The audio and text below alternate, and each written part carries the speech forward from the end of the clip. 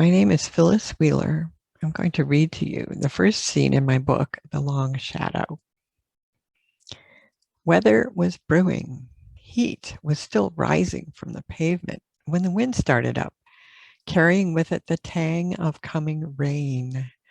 Gray clouds rumbled overhead, and I broke into a jog through Shady Creek's century-old downtown. That's when an old man ran straight into me.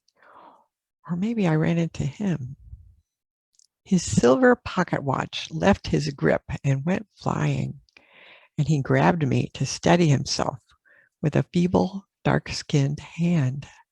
We both stared as the watch dropped to the sidewalk and cracked open, spilling its guts.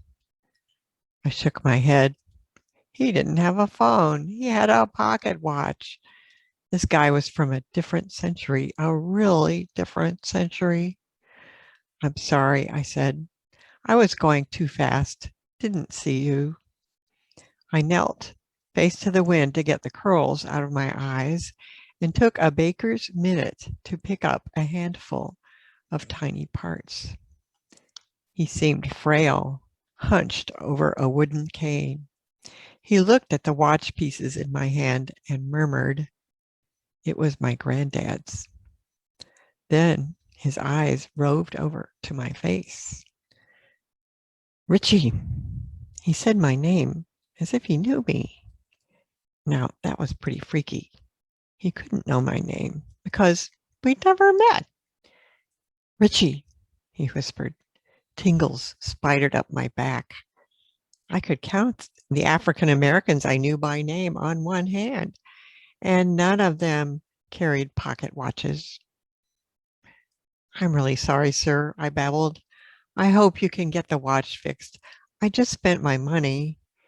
I thrust the pieces into his hand. I heard rapid footsteps and looked up. 3 black teens came from the general direction of a nearby store. 2 of them wore black hoodies. I sucked in my breath. This was precisely the type of situation my dad had warned me about. Don't go where there's a crowd of black people. "Pops," said one, "you all right?" "Sure I am," said the old man. The tallest guy stared daggers at me. I didn't know what he wanted, but I ran anyway as the rain began to pelt me. Ran like my life depended on it, and maybe it did. Danger, right here in Shady Creek, Missouri, my mostly white, boring suburb. Who would have thought?